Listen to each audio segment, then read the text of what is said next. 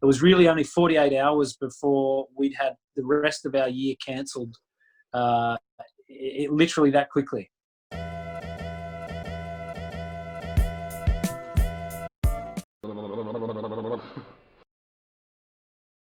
Welcome everybody to the Strategy Show. I'm your host, Severino.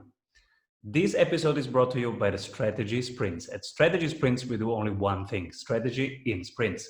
Strategy means more revenue every month. In sprints means doing it in a way that you enjoy the process and every week gives you more energy for the next week. Today, because we went from weekly to daily, today I have the honor of having here somebody who, in the midst of the Corona crisis, did manage to save his team and save his business by pivoting rapidly. So a real sprinter. He is the managing director of Stage Kings in Australia. Hi, Jeremy. Hi, Simon. How are you? Super excited to have you here, because right now everybody's struggling to keep the business alive or to reboot his business. And you are such an example of somebody who just did it. You saved your team, you saved your business, you pivoted. And you are such a wonderful example of how to deal with crisis. So I'm super pumped that we will explore for all CEOs out there what they can do about agility, preparing to pivot, and how you were saved by Corona.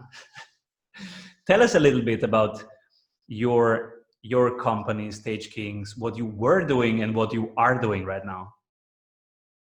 Sure. So Stage Kings, I started the business 5 years ago. So we've just turned 5 years old in February this year. We started the business to build stages more like you see throughout Europe, actually. So decorated structures, big themed stages like you'll see at Tomorrowland or Wish Outdoor in Netherlands or things like that, Perukaville in Germany.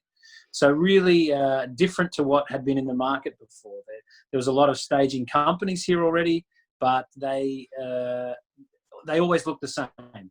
So for us, we wanted to do something a bit different. And so 5 years ago, we started down the journey of our own business. My wife is my business partner and myself. And we, over 5 years, we've had quite a lot of success in that business. We had built some amazing things like a replica of Shakespeare's Globe Theatre.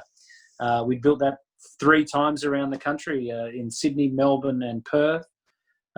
As well as some other things like the Edinburgh Military Tattoo. We built a replica of Edinburgh Castle, and Ultra Music Festival, which a lot of your listeners will have heard of. So some really big things. And Ninja Warrior course. We build the course for Ninja Warrior each year here.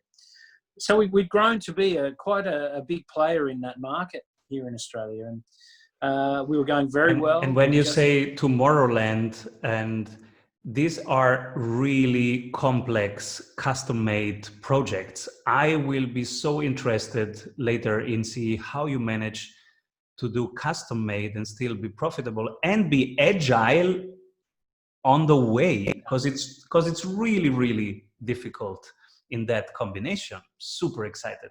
So Corona comes and all these beautiful stages, they're gone. Finished. So we were in Melbourne doing the Grand Prix, the Formula One in Melbourne. We built a giant set piece for Miley Cyrus and Robbie Williams for them to do a concert, part of the World Tour Series. And we were down in Melbourne Friday the 13th of March, and the government literally on all public yeah, Friday the 13th. That's right. It was wow, a day we won't forget. And so the government put the ban on all public gatherings, and that was immediately the Grand Prix was cancelled, and as well as everything else. And it was really only 48 hours before we'd had the rest of our year cancelled. Literally that quickly. So from one day to the next, you lost how much in revenue? At the time, we calculated 2.5 million Australian dollars, and that's because we weren't sure how long the ban was going to go for. So people were cancelling right throughout up until September. So to start with, it was everything between March and September, and we calculated that at 2.5 million. 2.5 million from one day to the next. And I can Yeah. resonate so much with that because we had a very similar situation and even a similar number, because part of what we do as management consultant is also in groups and in large groups. Because when you try and change a company, make them more motivated and higher revenue and better processes, sometimes you need really to involve a lot of people. And that's what we do in live events, what we used to do in live events. So same situation, from one day to the next, boom, cash crunch. But not only cash crunch, also the big question mark, what do we do now? How do we save? How many employees did you have in that moment? So at that time, we had 23 employees. We expand and contract depending on the time of year and the projects we've got going. And so March was coming to the end of our summer period, which is traditionally our busiest period. So over summer, we can have up to 100 people working on different projects around the country. So we had 23 at the time, and you're exactly right. The mind, the thoughts that go through your head. We have zero money coming in. We still have a lot of money to go out. We have financing on equipment. We have rental properties we need to pay for, and mortgages. So many thoughts. Wow. How did you react? Did you cry? Did you sleep badly? Because I'm gonna tell you, I'm gonna confess, I slept so badly for a whole week, and I did cry. Second night, I usually don't do. I did cry that night, and I didn't know how to get through this. And first thing we did, of course, bring everybody together, talk that situation, also bring all clients together. We did an open round. We called it a mastermind, and we said, hey people, come, let's talk about what's going on, how you are impacted, how we are impacted, how can we go through this in the most healthy and elegant way. And we called it managing the current situation. And every Monday with all the clients, and every day within our team. How did you react? How did you feel? I had a very similar feeling. So I was in Melbourne, ready to meet with our clients from Europe at the Formula One, and that's when they were cancelled. I was down there with our head of production, Mick Jessup, who's my 2IC. He's the second in charge of the business with my wife and myself. And instantly we were thinking of the people and how we were going to have to let them go. We were going to have to cut everyone back. Mick and I worked through how we could what we were going to do and we calculated we could probably do two days a week. And my wife and I sat down when we got back from Melbourne, and I said, there's a very real chance we could lose our house here. And that was when I think I have to admit, I actually also cried. Yeah, it was a horrible time, and we didn't know how we'd get through it. And I actually called my parents, who live up in the north of Queensland, and said, there's a good chance we may have to come and stay with you, because I can't see how we're going to get through this. Really tough time. On Friday, you had to lay off people. They were cleaning up stuff. And how was the weekend? Look, it was horrible. So it was the time frame was Friday the 13th of March. We had the news. We then had to tidy things up for 1 week. It took 1 week to get things packed down and sorted out. So Friday the 20th of March, that was the day that we had to lay everyone off. So during that time, we already started thinking, what can we do? What is there that we can do as a business? And Mick, Tabitha and I brainstormed the options. We had a lot of trust. We have a lot of scaffold. We talked to the health authorities here, the hospitals and the local government, to see what we could build in the way of temporary waiting rooms for hospitals and temporary testing facilities, these pop-up facilities. And we drew all those up. So in that space of 1 week, we had plans, and we went out to all the hospitals in the area and said, can we help you do something like this? And we didn't get any traction with that. But this is such an important point, because at that moment, you did what most people do not.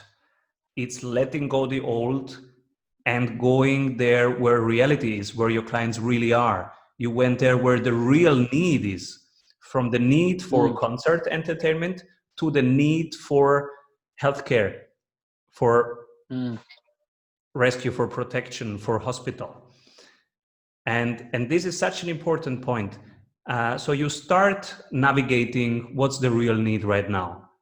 First test, That's right. negative. What did you do next? Well, we were looking at other things. We were working out, could we make, because everyone had already been told they were going to have to start working from home. So we were seeing whole organizations sending their staff home. They were going to be locked down for some time. We started to think, can we make gym equipment out of our trusts, little Ninja Warrior courses in people's backyards and things like this.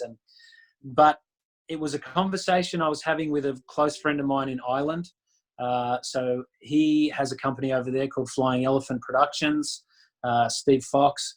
And we were talking over the weekend. Friday the 20th, everyone returned their keys and took their tools and left for we didn't know how long. That Sunday, I was talking to Steve, and he said, we're thinking about furniture over here in Ireland. He said, why don't you think of the same thing? And that was what switched in my head. I sent Mick, our head of production, a text, we need to do work from home desks. We need to do home office furniture. And that's that same for him. It flicked a switch. Mick, very coincidentally, designs furniture in his spare time. So Mick is a furniture hobbyist that enjoys design and very, very clever with these things. So that was Sunday. By Monday, he had designed 2 desks, the normal desk and a stand-up desk. We met on Monday and planned out how we were going to start making furniture.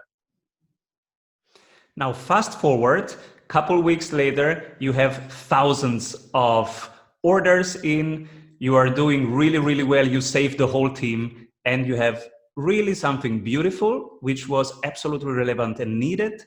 It was people working from home, but having not so much space and not having the right desks. So you built desks that first they're beautiful, and then they are very simple to put together and also to put away, which is genius because people don't have so much space, so they can put it together, use it, put it away, which is absolutely genius. Right. And you are even prepared, but we will get there even to the next stage, of course, because that need is now met, but there's the new need coming, which is people are now going back to office, and you are super prepared for that because their office equipment is not ready for what they need right now with all the distance. So you are still again looking at what's really needed right now and shifting your offering, using your current superpowers of building good stuff, designing and building and shipping good stuff, but you again pivot according to the current need, which is super agile. The highest calling right now is to be of service. So the best sales is to not sell at all, but instead to serve the people you care about. Selling is telling. So who do you serve? And how do you serve them? The quality of this experience makes the difference. If you want our experts to go over your current sales funnel and really dive into the experience and the needs of your clients at each conversion point and make it a wow experience, then you're in luck because we have an exercise for you. Our 15-minute sales audit and one-on-one coaching with a world-class sprint coach. Fill out a couple of questions about your sales funnel and you will have clarity. In your personalized coaching session, you will get clarity on your number 1 bottleneck, 3 ideas on how to accelerate your growth, and a tangible sales map on how to double your conversions. Go to strategysprints.com/sales and do our 15-minute free sales audit today.